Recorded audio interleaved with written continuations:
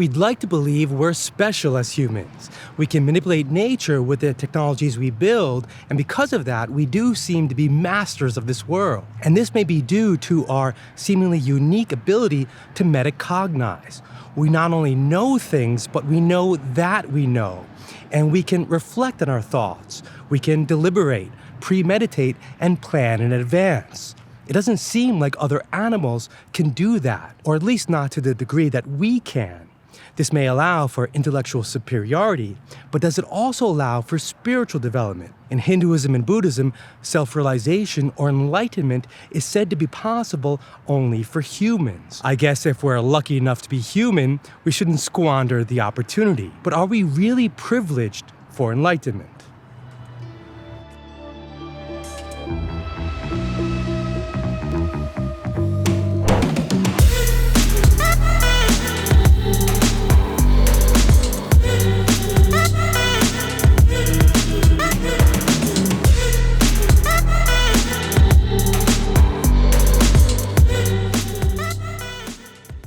The idealist philosopher Bernardo Kastrup often makes a point of how we conflate consciousness with meta-cognition. As an idealist, he propounds that consciousness is all there is. That is, phenomenal consciousness, experiential states that we may or may not be explicitly aware of. For example, I'm always experiencing my breathing. But only as I mention it right now do I realize it. Now I'm explicitly aware of my inhaling and exhaling and the expansion and contraction of my abdomen. I become meta-conscious of it, even though I was already phenomenally conscious of it and experiencing it all the time. I can now reflect on my breathing and label it. In the same way, I can abstract the difference between myself as a subject of experience and anything that I'm aware of as objects of my experience. Other animals may not be able to do this. As Bernardo speculates, maybe we evolved this ability for nature to get a better grip on itself, to be able to self-reflect on what's really going on instead of being fully wrapped up in it. That could potentially feel like a state of delirium to nature, as Bernardo says. With this ability, we can also pass value judgments on what's going on, define right and wrong, try to improve the quality of our lives, develop religious and spiritual practices, and maybe even use our self-reflective awareness to transcend these experiences altogether.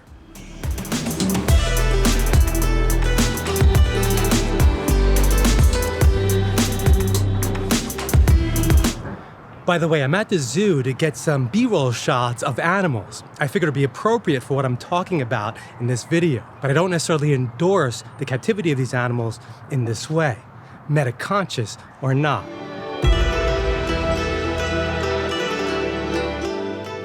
Are these animals meta-conscious like we are? Do they realize that they're the subject of all their experiences, that they're separate from what they're experiencing? Or are they fully absorbed in everything that they experience moment to moment? Okay, here we are, our closest ancestors, apes and chimpanzees. Can they reflect on the decisions they make? Can they project themselves into the future? Can they plan things out in advance? Can they deliberate on what's going on? Can they monitor their thoughts? Can they think about thinking? Or, most importantly, are they happier than we are? I mean, they look comfortable at least. Well, I'm here miserable in the sun because it's a bit too hot for me. Because I'm not only experiencing the weather, I'm ruminating on it, I'm judging it. I'm thinking it's winter and it shouldn't be this hot. Am I sweating too much? Is it showing through? Is the exposure ruined because of the brightness? It's tough being human. I recently watched this video by Rupert Spira where he seems to be intentionally difficult and unnecessarily abstruse. The questioner is trying to get at the difference between humans and other animals, and why it is that only humans may be able to have the so-called enlightenment or awakening experience. Rupert takes a staunch non-dual stance and says humans don't and can't awaken, nor can animals. Only consciousness itself can, and in fact already and always is awakened to its true nature. But spiritual teachings about awakening offer the possibility of consciousness realizing this in human form and within our limited mental perspectives. We want our minds to become awakened. We're not talking about absolute consciousness itself. Now, of course, the implication of the questioner may be how it's unfair that only humans have the possibility of lasting peace and happiness that's supposed to come with this awakening.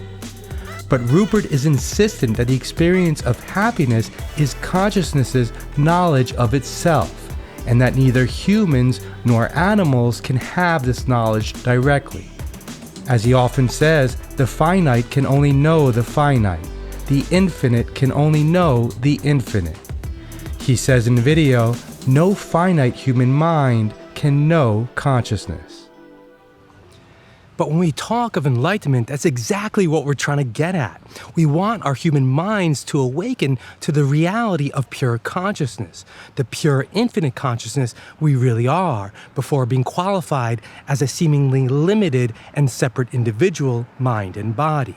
As I mentioned in a previous video, it's the mind that has this realization, even though the truth of it may come from a much deeper, indescribable place. It may be true that, as Rupert says, only consciousness can have the experience, I am conscious. But we want to mentally benefit from this knowledge in our limited human lives.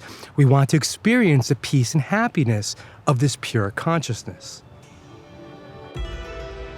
Rupert says in the video, when you experience happiness, you don't experience it as a human being. Actually, in that moment, you cease to know yourself as a human being. You are knowing yourself as you essentially are. In that state, we no longer see ourselves as separate individuals that are limited and vulnerable. We know ourselves as the infinite, perfect, and complete. Rupert says that our suffering ends when the belief in being separate is uprooted. And later on in the video, he finally concedes that, as far as we know, other animals don't have the same belief in being separate the way we do. They therefore don't experience the same type of psychological afflictions we do. So the implication is that they don't need to be enlightened to the reality of the unlimited oneness the way humans need to be. But at the same time, they may not be capable of pure, lasting happiness. This may only come with the ability to self-reflect and to do self-inquiry, meditation, devotional rituals, everything involved in spiritual practice. Maybe our meta-consciousness is a double-edged sword in that way. Speaking of meta-consciousness, it's what allows for all this abstract philosophical thinking and questioning in the first place. Experiencing the absolute happiness of our true nature may not require any of this.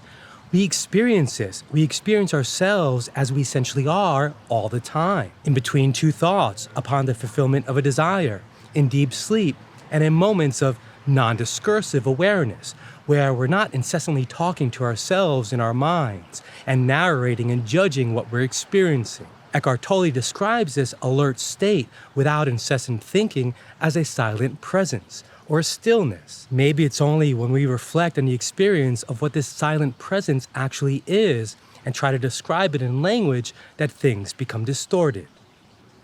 And yet, as humans, we still don't seem to experience this pure form of consciousness as much as we'd like.